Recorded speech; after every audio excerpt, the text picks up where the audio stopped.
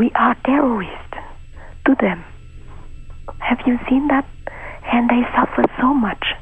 And they think that in our point of view, we think that they are terrorists, they are potential terrorists, but for them, we are terrorists. And we are evil. We call them evil. It means the West country who support United States in the war to Iraq. And we call them evil, but they see our evil. So when soldiers come to Iraq, we say that God bless America for this wonderful work. But the suicide bomber, when they hold the bomb and they kill themselves, they say that Allah is God. It's great. Allah is God. Allah is another term for calling God. God bless America. God is great. Our Arab friend called God is great. And our American friend called God bless America. So God is where? I think that God is love, is light. God will not bring violence to people like that. And God have a way to transform a so-called terrorist into a loving person. Do you really think that's possible? Yeah, that is possible. I tell you my own experience.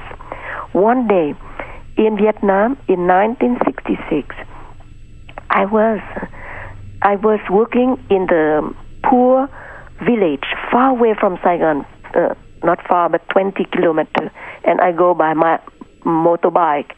And so I went there to help poor peasants to have school, the medical center. We were in peace for 1 year of work there. I set up the school, I set up a medical center. Suddenly that morning when I arrived, I saw I think that is about 40 American soldiers. They look like a terrorist. They have guns and they are ready to shoot at me, shoot at every villagers around us. And when they hear the motorbike arrive, they come and with the guns they're about to shoot on me. And so I was panic, of course, like everyone. I'm not an angel, I'm not a bodhisattva, but the training I learned is when I am panicking, when I am stuck by strong emotion, fear, anger, I go back to my breath. Breathing in, I calm myself. Breathing out, I relax. I calm myself, I relax, and I try not to act, not to speak, not to do anything. Go back to my inner calming, relaxing. So when I go back to myself, my face is calm, peaceful. My face is not provocative. And so it's difficult for a soldier to shoot on me. You see? My face is very, very peaceful. And so after breathing in and out for a while, I'm so peaceful and I look deep. I am more clear mind. I was more clear mind. And I look at the eyes of these soldiers. They look as very, very fearful, very fierce. They look very fierce, but full of fear. So suddenly I have a big compassion in them. I feel that, wow, they look so young, like my brother. But if my brother is killed, my mother will cry. So if something happened to him, his mother will cry in the United States. And so I look at him and I kindly, gently spoke to him. Fortunately, that at that time my English is still poor, but I can express. I said that, what do you try to find? And the soldier looked at me, very surprised that somebody can speak English. He's more fearful. But my voice is so soft and nice. So he said that I try to find communists. And I said that, well, I have been working as a social worker in here for more than 1 year. I have seen no communists.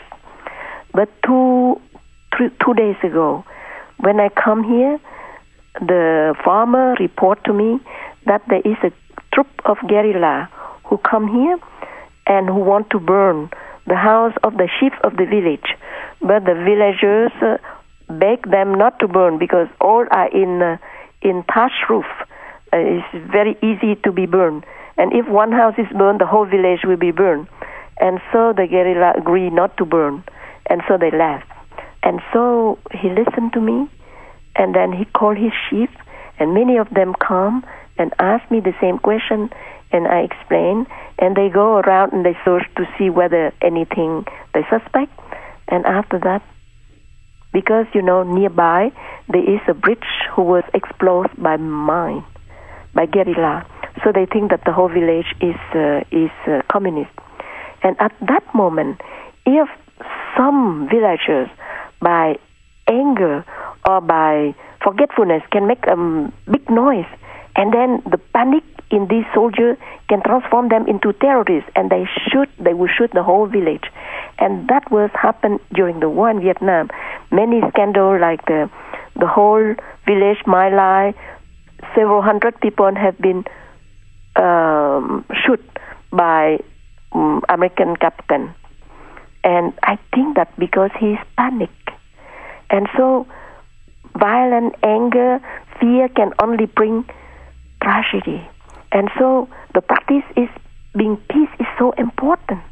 So I suggest that you trying to find the book Peace is Every Step, where our master Thich Nhat Hanh told people on how to restore your peace when in the most difficult situation. It's called Peace is Every Step by Bantam Books.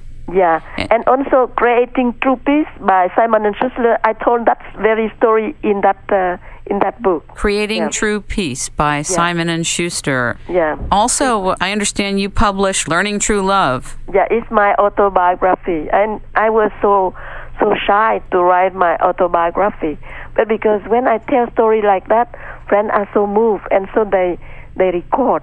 And many little story like I just told you, and thanks to the practice of peace that I can overcome.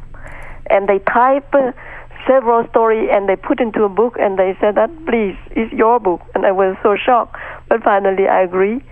So I entitled the book Learning True Love by Parallax Press in Berkeley, California. Please stand by, ladies and gentlemen. You are tuning into this segment of It's Rainmaking Time on September 11, 2004. We are streaming this broadcast on the World Wide Web, and this segment will be available after the show and will be running for the next few months, so you can tune in to Sister Chan Khong, who is the right hand and teacher at Plum Village, who works with people all over the world with her master Thich Nhat Hanh. And we are talking about what can be done both in the United States and around the world to transform anger and violence, even if it looks like the call is legitimate, into something more loving and humane. However, I have yet another question for you, Sister Chan Khong, and that is that particularly in the United States of America, there is a culture of leadership that expresses itself as strength, that talks and walks a way that has to do with taking a stand, setting precedent, teaching people lessons on a public level, taking a stand against violent acts, and all of this thinking and action is understood as being a key component to strong leadership. And this leadership paradigm, if you will, or this leadership platform of thinking and action has its way, from my point of view and experience, in most of the structures here in the United States of America, almost has a life of its own. And therefore, I feel terrible for any president and vice president of the United States in this country, because this is a make-it-happen country.